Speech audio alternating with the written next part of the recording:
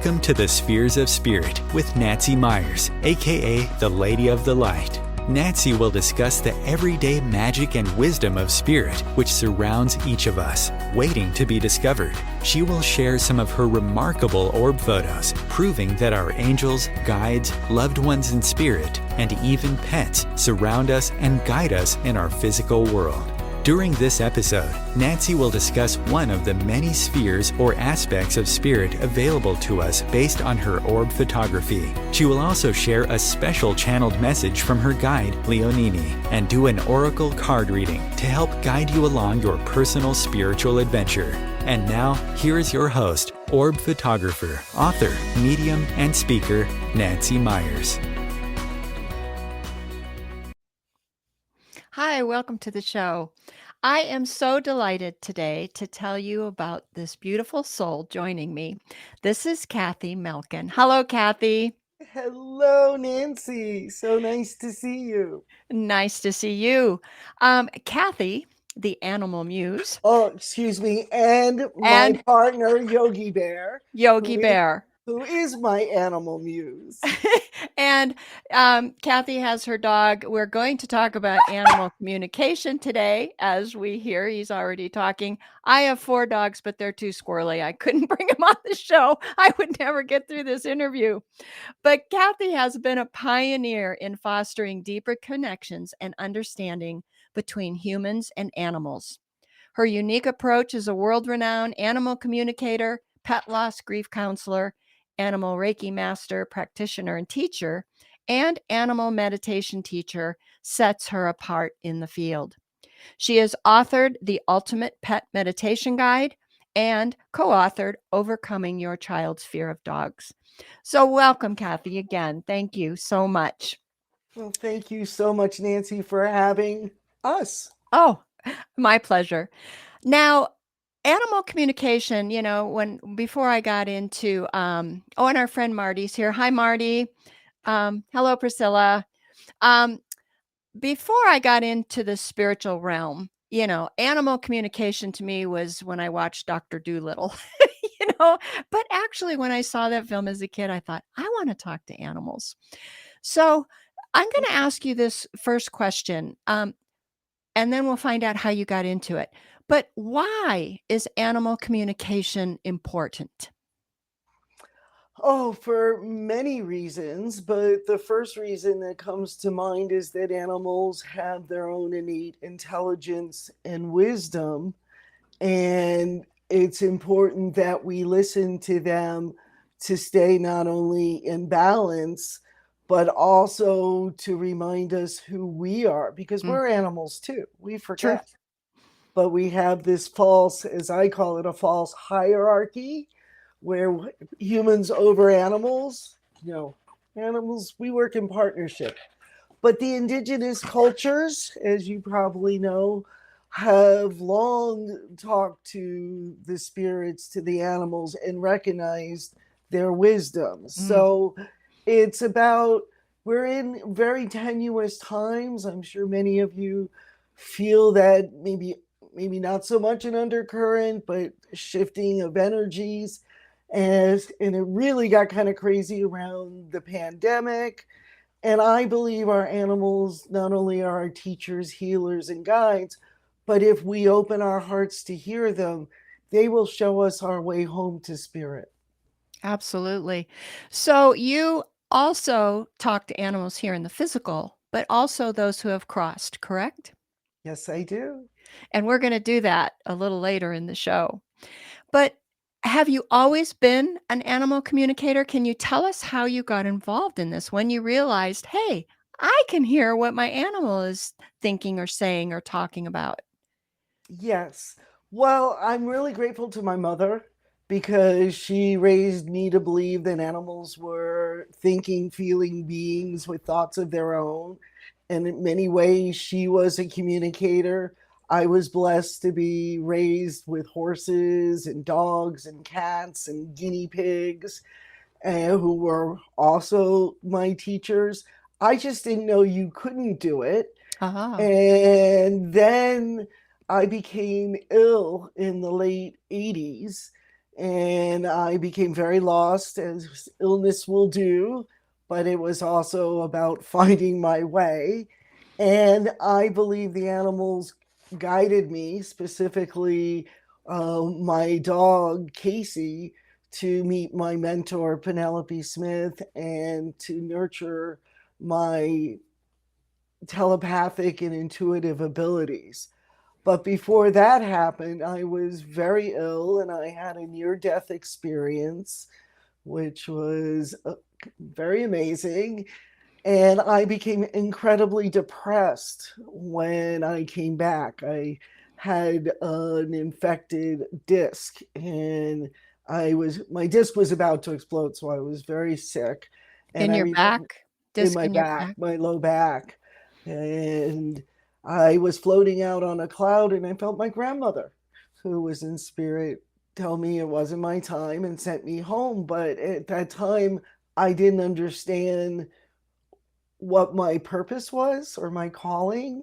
Mm-hmm. And that's when I found my dog, Casey, and synchronistically, I started my master's degree in counseling and education, and I discovered animal communication. So they all aligned, but it took a few years before I could really start the actual communication work to become a professional. First, I learned to be a counselor and humane educator and a few other things. But that near death experience really helped me understand what it's like to be out of body. And I do feel it helps me when I'm talking with animals who have left their bodies. So am I to understand, even though your mom made animal communication normal, you didn't do it until after your near-death experience? Well, I didn't do it professionally. Oh, okay. I've always talked to animals. I never thought that you couldn't. Ah, okay. It's just when I discovered the field of animal communication and I realized that I could take my counseling skills and blend them with my telepathic and intuitive skills to help people in the relationships with animals, everything kind of clicked. And my goal is, if I can improve communication, hopefully we can keep animals out of the shelters in Mm. their homes, because my dog Casey was a rescue and I was just, it's just, I don't always understand why people get animals and then let them go. Right. Yeah. Yeah. I've never returned an animal. I can't do that. So, did you find, and then we'll get off the near death experience, did you find that your abilities were increased after your encounter with your grandmother? I think it was part of the initiation or the awakening to my abilities and my calling to work with animals and their humans. Okay. You know, and it, But it took me a while to get out of my way to um, have it become so natural. oh, okay. Because as a kid, it was super easy. As an adult, you tend to second guess yourself. We're socialized out of it. We invalidate ourselves. So I had to work through some of that human stuff. But I was very grateful. I had an amazing teacher, Penelope Smith, who recognized my ability. And then I was able to apprentice with her for a number of years.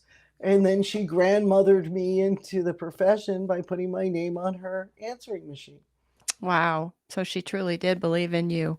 which it's still, her belief in me is still very much, really helps me. Oh, I bet. The confidence, right? And and that, okay, I'm doing what I'm supposed to be doing. And my happy place is not only talking with you, Nancy, but talking with animals. I could do it all day, every day, and I kind of do, but it's when we're communicating with them telepathically, we are in that universal life flow, Reiki, chi, whatever you want to call it, but Mhm.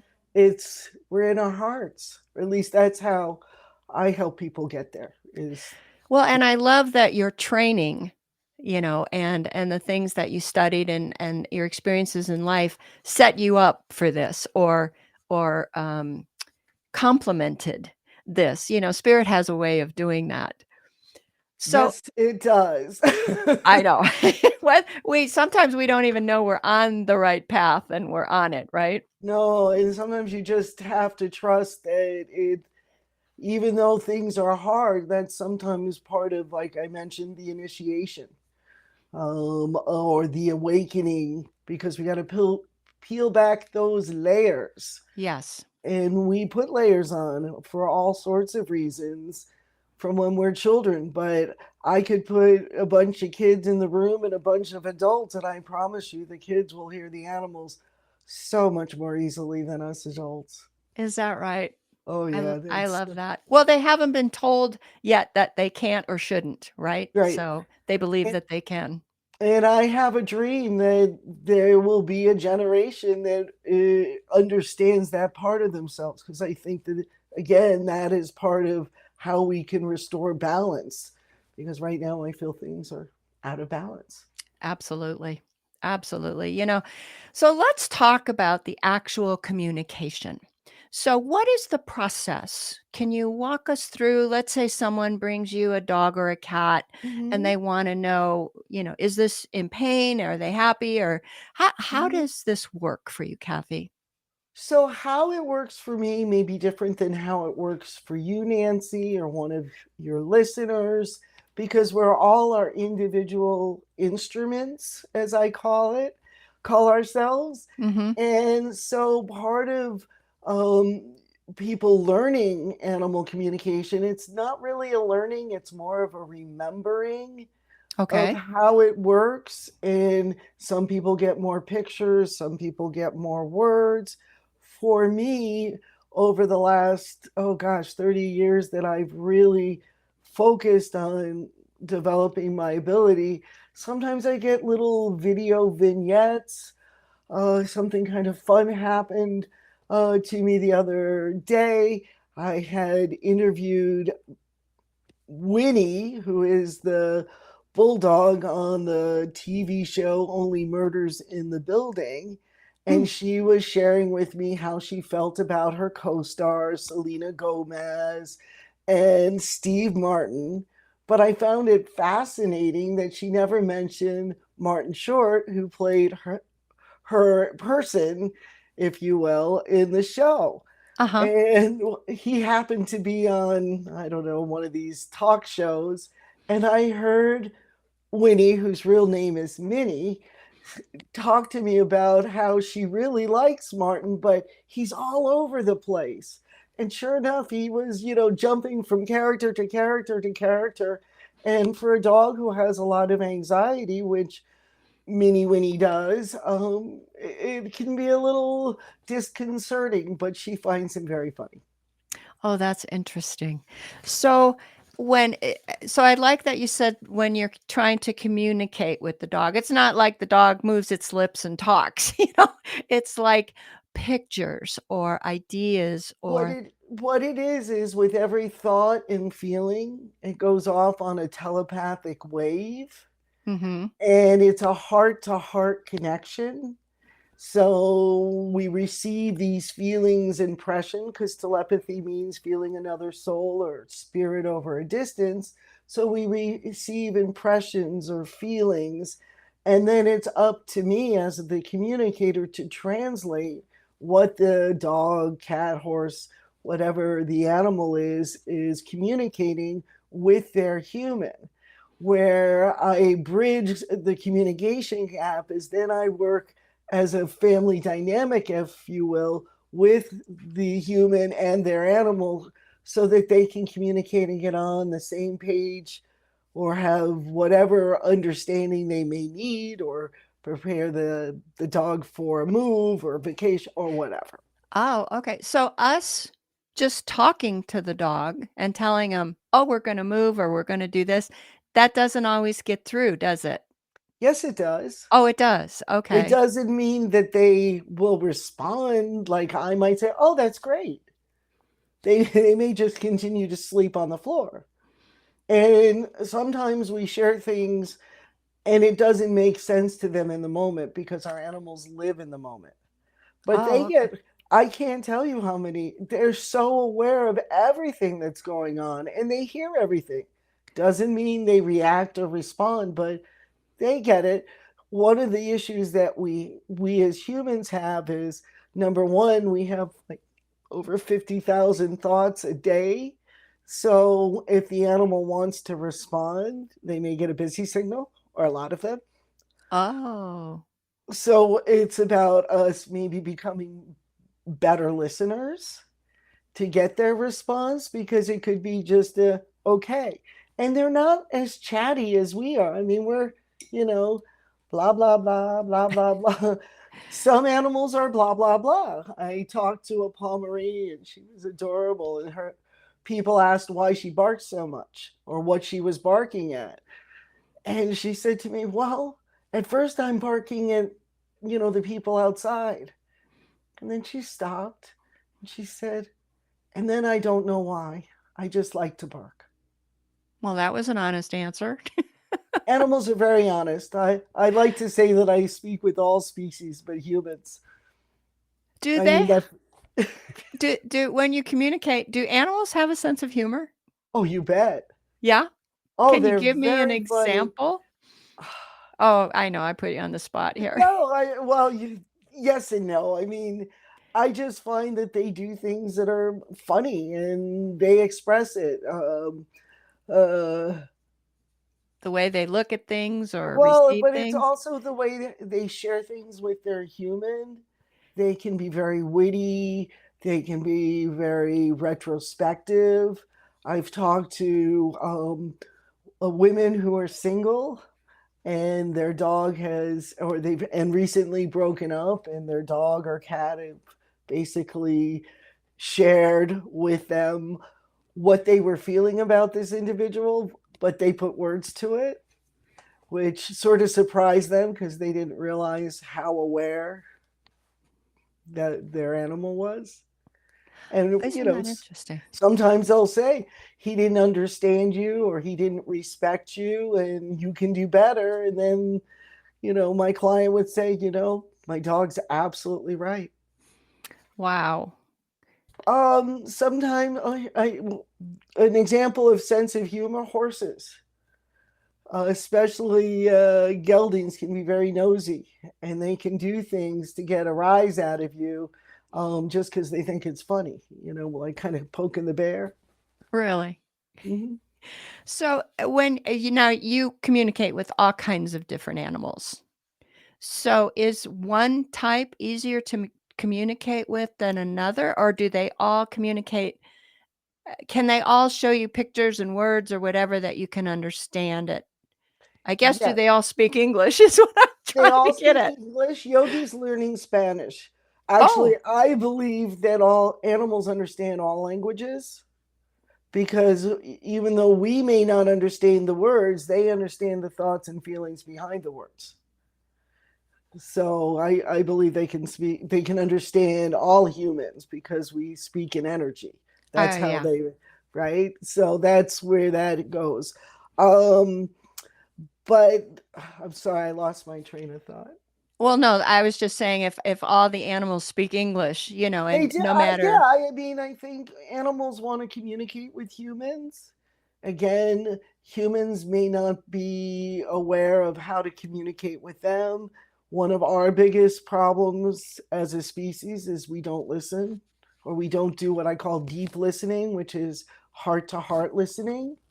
So when I'm teaching animal communication, or I also have animal meditation circle, a global meditation circle that I bring people together to go on guided meditations with their animals, the first place, or even Reiki, I put people is in their heart. And animals do that so naturally. All we have to do, and this is for you listeners, is think about an animal that you love with all your heart, unconditionally, with every cell of your being, and just feel that love. I've never heard of animal the meditation circle. Um, how did that come about, Cathy? And what have you seen from that? Oh, I've seen some amazing, beautiful things. How it came about was at the start of the pandemic.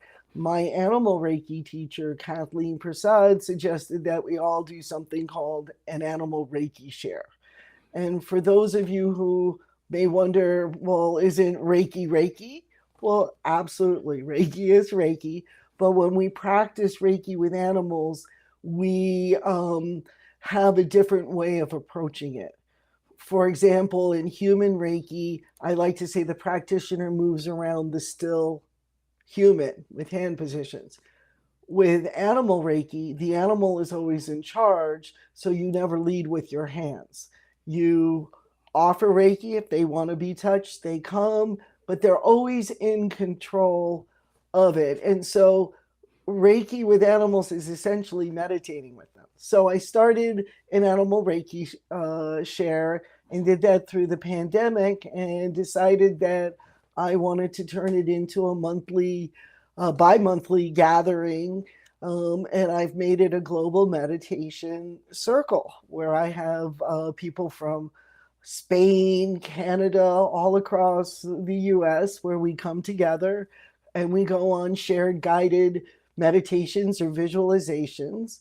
And in the year that I've offered this circle, I found that not only are the animals calmer and more peaceful, Mm-hmm. but so are the humans. That's interesting. And the change, I have one member who is very anxious, and she'd admit it. And she recently, her little poodle girl dislocated her hip bone or hip joint. I mean, very stressful. And I have to give kudos to my student because she said, "This is awful." And it's not, it's hard. But she Sure. says, somehow through the meditation, I'm staying more calm and balanced, because not only is it better for my dog, but I'm making better decisions Yeah. because my anxiety isn't coloring everything. And dogs are so good at reading energy and feeling energy. I had a trainer one time, and they said, if you're nervous, that anxiety and nerves travels right down the leash into the dog, and they feel that. So, but I also like what you said with Reiki, because I'm also a Reiki master, and with my 4 dogs, I have 3 of them that love it, come on over and I'll roll on my back. And the one, it's so sensitive for him. He gets up and leaves. So I don't force him, but I maybe he receives it different. Maybe he feels it different. Well, I get that he receives it differently. And something we humans have to let go of is not only touching animals, but assuming they have to be next to us to receive, or be touched to receive, healing energy. Yeah, definitely. So And what I'm saying is, when I do an animal Reiki session, it can ebb and flow.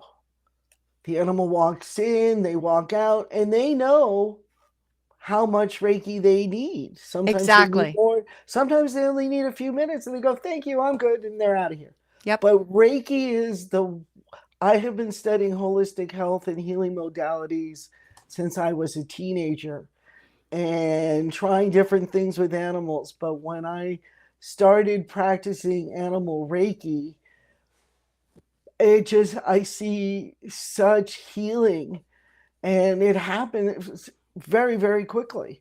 Yeah. And the animals are incredibly responsive, and it really resonates with them. Yeah.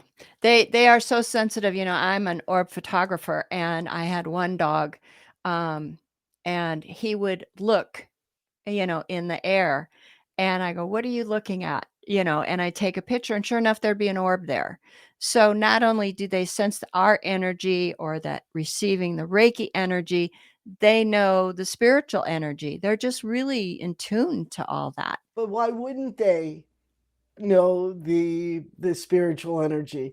I mean, we have this notion of separation. Hmm. and they don't. So, for example, even though they may not have a body, a vessel, a form anymore, the spirit, actually become closer to spirit when they become formless. But because of our belief systems and how we are as humans, we think if it can't be seen, then we must be separate. Exactly. But that's part of, I feel, the lessons the animals are trying to teach us is when we die, our spirit is eternal and has life cycles. And returns to the love, the vibration. Yeah, And I call it going home. Yeah. Returning to source, home, whatever word you like to use. I feel they're all very much the same. And then they come back, depending on your belief system. Some religions think it's 45 days or X this, but I do believe in reincarnation, and I have a client who has reincarnated 4 times to the same person. Wow. And if anybody's interested, it's on my YouTube channel, and you can find that at Animal Muse.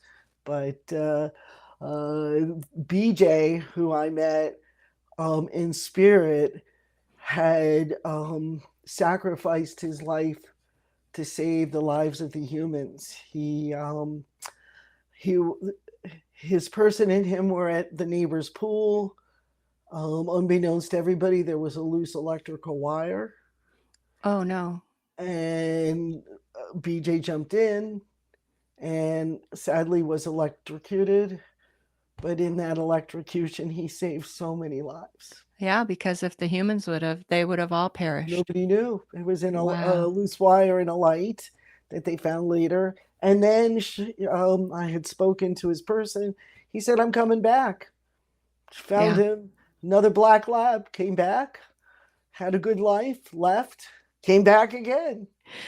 Well, we're going to, dogs come in. I mean, the unconditional love that dogs show, I think they are one of the most perfect beings to demonstrate that unconditional love.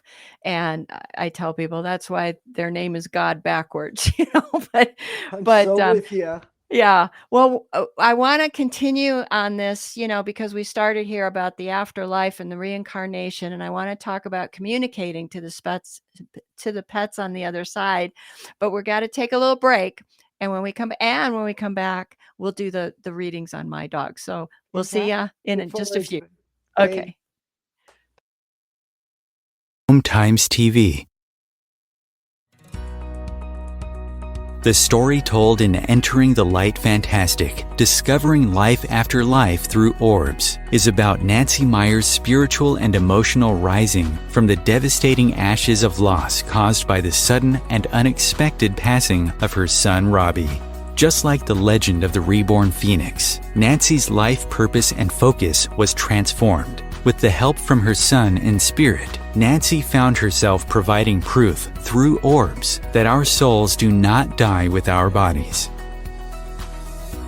In her second book, Encircled by the Light Fantastic, A Deeper Journey into the Light with Orbs, Nancy continues chronicling her path of gaining spiritual knowledge and expanding acceptance of what is possible, while traveling to many sacred and ancient sites around the world.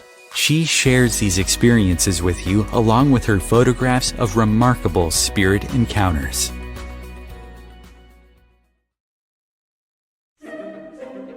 Imagine becoming a super influencer. Reinvent yourself, invest in your brand, and then manifest your success with a robust spheric approach. Om Times Media and Broadcasting offers a unique and multifaceted way to become the spiritual and conscious influencer you deserve to be by putting your message across our powerful platform with its proven record of integrity and excellence. Through our produced shows, Om Times offers the opportunity to become a social media TV personality, a radio show host, an Om Times magazine columnist, and a syndicated podcaster, all in one shot. By live streaming your show on Om Times TV and broadcasting it across the extensive Om Times radio and TV networks, You become more than a host. You become an ambassador and a force for positive change. Om Times. Open yourself to the possibilities.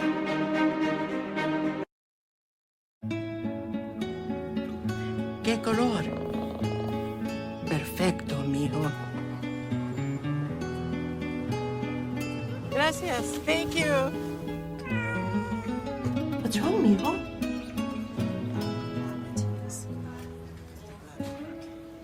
Donating to a pet's medical care is one of the many ways you can help families in your community. Pets and people belong together. Learn more at petsandpeopletogether.org. And we're back. Thanks for staying with us. So, Cathy, when you do pet communication with pets that are here, I imagine that we're able to find out, okay, is there something bothering our pet? Are they hurting? Are they scared? And you really improve not only the quality of life of that pet, but also the relationship and the quality of life of their person or their, Yeah. right? Yes. Well, when you get answers to your questions, you maybe stop worrying as much. I mean, all of you who have animals, we just want them to be happy and healthy. So having a conversation, like in any relationship, can really bring much more clarity and depth to the relationship. It's interesting. My sister is a licensed social worker, and she works with children and is a child parenting counselor. And we often say we do very similar things, except that instead of children, I work with animals, and it's so similar. They're little difference, but I'm thinking that one of your questions is there a difference talking with animals who are here in the physical versus animals who are in spirit? Exactly. And the answer is no.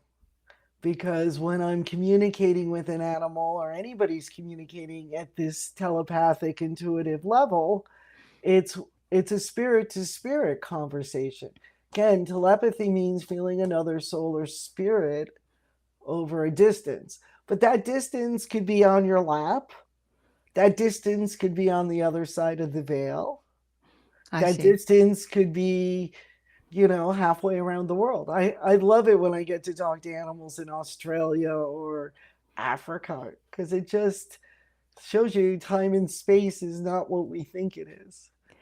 Yes, and, I don't talk to animals in the physical. I am a medium, and every once in a while, an animal will pop in. I've had, like, a horse, a bunny, of course, cats, and one time I even had a turtle and a goldfish, but what they showed me was an image of, "This was my life, this is where I grew up," and I but that's about the limit of my animal communication. But, now when you talk to animals on the other side, what surprises you the most about what they tell you? Well, I don't know if it surprises me. I just stay open and receptive to what they have to say. Uh-huh. Um, I, d- I I think find that go I'm ahead. I'm sorry. I'm wondering if animals are more accepting of life and death, you know. Not only are they more accepting, they understand the life cycle much better than we do. And it's not that they don't. I help animals and they're humans right before the animal transitions. Oh, that was my People next question. Yeah. people call me and say, "Is my animal ready?" And we have a conversation to see what the animal says. Sometimes they say, "Take me now." Sometimes they say, "I'm not ready." It goes the gamut, but they do understand that they can't stay in their body. However, we're all hardwired, if you will, to keep our spirit within a form or vessel. So it's my belief that there needs to be an opening for the spirit to be released, whether it, whether it's through what I feel is a compassionate gift, euthanasia, whether it's something sudden, sounds like what happened to your son, and I'm so sorry. Thank you. Sometimes it's very slow, painful, and ugly. Yeah. But they do know. They do know. And they know so much better. And they know how to find us. So if they do reincarnate and come back, they know where we are. Or they send us new friends That was my to next help us. question. Yeah. And I know that maybe one regarding shadow and ghost, your two dogs. Mm-hmm. Um, Well, let's do that. Let me bring let's up do that. Okay. Chris, can you bring up let's do Ghost. Ghost is here now. And he was my latest rescue. There's my little guy. And he's one of 4, you said. He's one of 4. He's the baby. He's the baby. How old is he? Ghost now is 5, but he's Okay. the youngest of my 4. And so you said, send you a picture, and that's how you do it. So tell us the process. How then do you reach? Way back when I first started, you couldn't just email a picture or text. So I just would take a brief description, and essentially I would ask what the species is, their name, approximate age if you don't know if they're a rescue, and how long you've had them. And that's pretty much all I ask. And then I guess, tune in and connect with their energy. And once I get an answer to the question, I share that with the animal's humans. So, yeah, that's how it works. Okay. So do I need to ask you a question about Yeah, it's Ghost? pretty much question and topic driven. And Okay. something I've learned is the more general the question, many times general answers. But what I don't read animals, at least that's not how I see it. I have conversations with animals just the same as I'm having a conversation with you, Nancy. Okay. So if you want to know why did you come into my life, I think I always love that question. The other favorite question I love is there anything you want to share with me? Especially if you're an animal in spirit, that message can bring so much peace of mind. Well, let's start with that one, and you can read now looking at his or talk to him looking at his photo. So let me ask that question. What would he because he had quite a story, what would he like me to know about him? Ghost. Ghost. Ghost says he's not what most people think he is, and he has come to assist you in your work. And he finds that his name is pretty interesting because he feels that he keeps you safe when you go between the ethers. Wow, that's interesting. That's really interesting. And his energy is very light and shimmery. But isn't that what an orb is? That's true. Yeah. Yeah, and he's very he walks very lightly. It's almost like he floats sometimes. He's Uh, very cat-like. yes, he is. He's very cat-like, but he knew he had to come in dog form because he knows you like cats, but you needed a dog protection and holding of space for you in the work you do. Is he happy living with us? He is, but he says that he knows that you're always concerned about his reactions to things, and sometimes that stresses him out. Oh, I don't want to stress him out any more than he was. So what I recommend is shifting the conversation to, instead of seeing him as a spooky dog, and remember, we become our labels. Our names become our labels. Oh. So if you name him Spooky, he's going to be spooky. So we want to encourage him to be more confident, more balanced. But he says that he has to be light on his feet and alert because there's a lot of energy around he has to react to. Well, that definitely makes sense. And just so the audience knows, he was a rescue. He was found on the streets when he was a puppy, and he was in very bad shape. And my friend, who is a professional animal rescuer, asked me to foster him. And we were just supposed to foster him. And then we ended up with 4 dogs because my husband said, I can't let him go. He's So part your of the foster family. fails in the Yeah. best possible way. Absolutely. But he is a little skittish still, but he is. And I always say to him, Cathy, that's so funny. Are you happy? Are you happy? So I think I need to reframe that. Well, and if I kept asking you, are you happy, Nancy? Are you happy, Nancy? Yeah. It's like, quit Nancy, are asking me. you happy? Not today. The proof is I like to say the proof is in the dog. And he doesn't really see himself as a skittish dog. He's a street dog that had to be light on his feet for survival. And I feel like I turned into a feral cat through COVID. Mm, So I'm a little skittish sometimes. It's a survival mechanism. yeah. Yeah, So definitely. maybe if you see it a little differently, that can build his self-esteem and confidence, which maybe make him less reactive in certain situations. But yeah, I might just say, I'm so glad you're happy. I'm so glad you're Oh, here. okay. I see how you reframe that. Okay. I And will do that. I mean, you can ask him questions, but it's annoying. A couple of years ago, so blessed. I have a 22, 23-year-old cat, deaf as can be. I'm so grateful to my Mona. And a couple of years ago, I literally had the carrier ready to take her to let her go. And I kept asking her, are you ready? Are you ready? And I love that cat. She gave it to me and just said, knock it off. I'll let you know when I'm ready. Wow. And that was 4 or 5 years ago in California. She's now a Connecticut girl, and She's not ready yet. oh, she's so feisty. But she was right. I was being annoying. Okay. I don't want to be annoying. See, Well, I a little think annoying. you do this animal communication again, not for the animals, it's for the humans.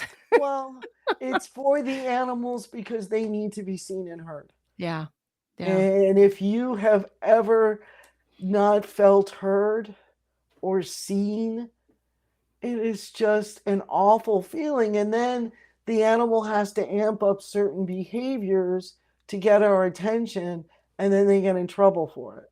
Ah, that makes And sense. that's when they end up getting rehomed. And it's my belief if we can communicate what's going on and everybody can share their thoughts and feelings, then we can figure out a way to make it better. Yeah, that I never thought about them ramping up their behavior or what they're doing so that they get noticed. It's like, Well, "Hey, I'm think still about here." biting. Yeah.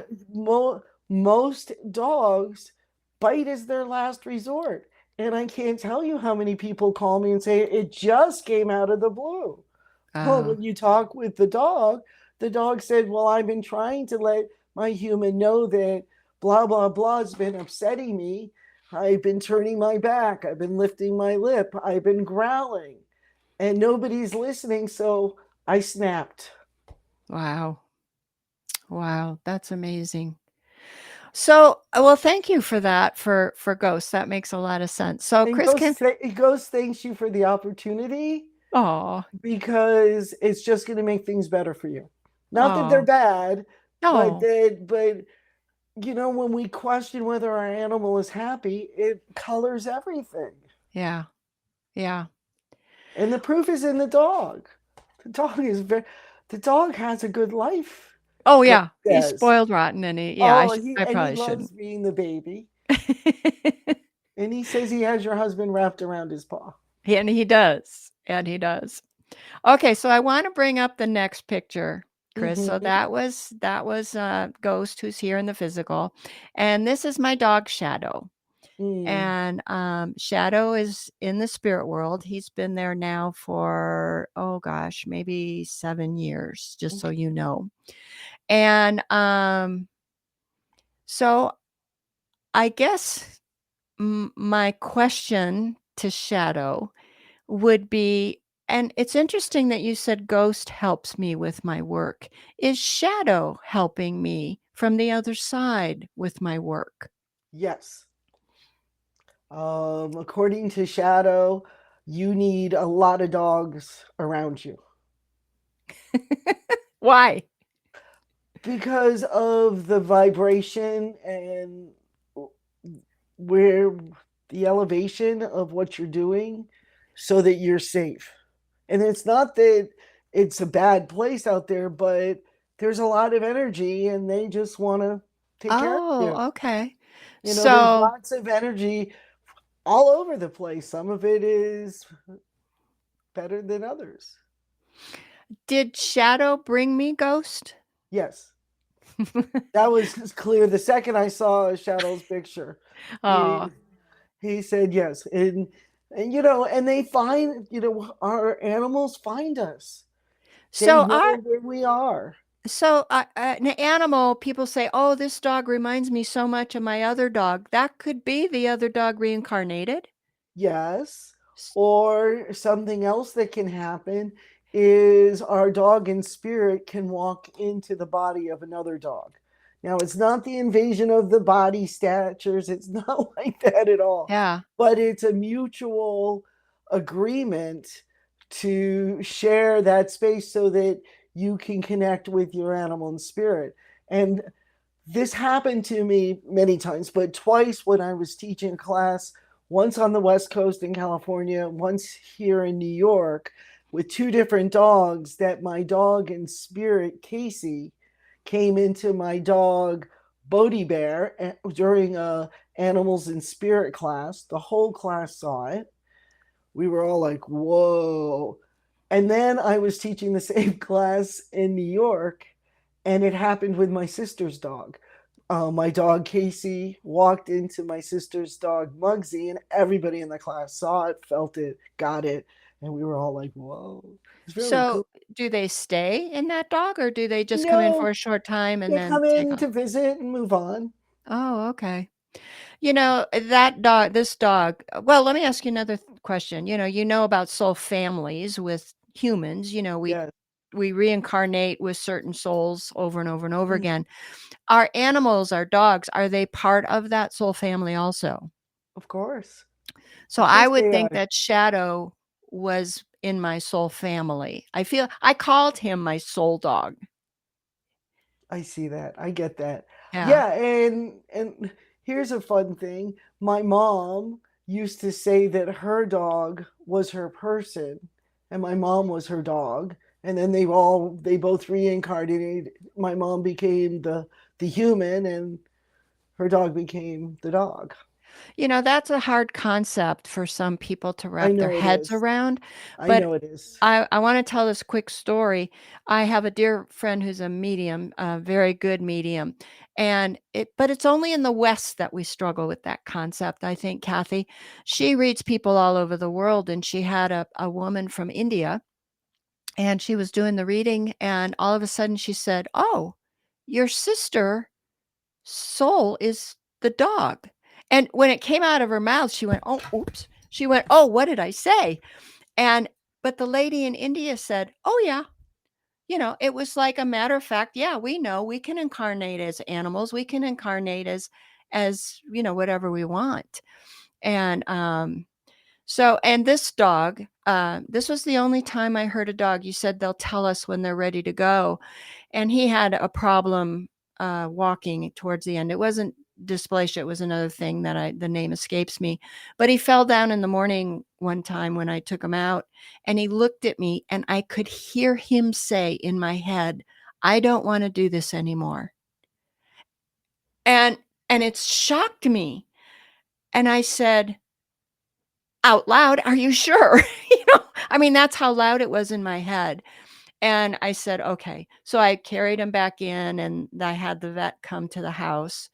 And the vet walked in. He says, I've never seen an animal so ready.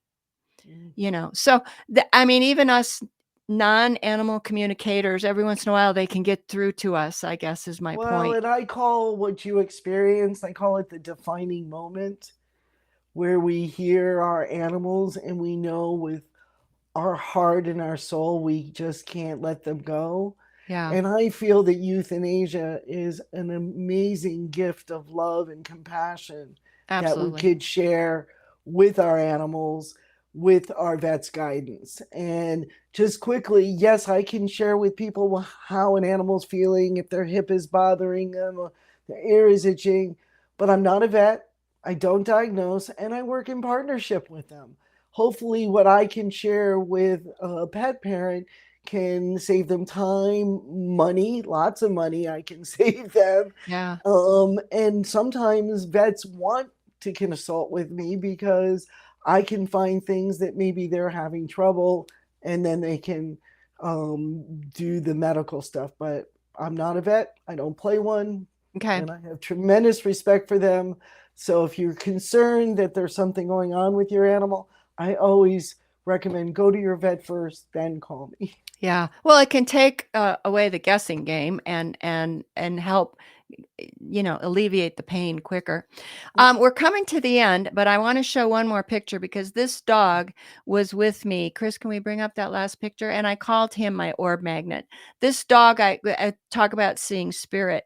He would walk outside because I go out every night and take pictures, and he'd look at me and then he'd go sit down somewhere and he'd go, okay, Mom, there's an orb here. Take a picture. And so it just validates that the dogs are very in tune with the energy. Cathy, I can't thank you enough. I can't believe how quickly this hour went by. But tell the people how they can get a hold of you, and you just put something together for everybody. I did for all of you. I just put together the definitive. Here Right we there. go. The definitive pet loss Q&A guide. The top 15 questions you can ask your animal, not only in spirit, but certainly if they're alive. But no one should go through the loss of an animal alone. And I just feel very honored that the animals have asked me to support their humans as they go through the grief process. I'm animalmuse.com. I'm at Animal Muse on Facebook, Instagram, and YouTube. If you want to see the YouTube video of the dog, story of the dog that reincarnated 4 times, go to YouTube. And you can get the definitive guide if you go to my Facebook or Instagram page at Animal Muse.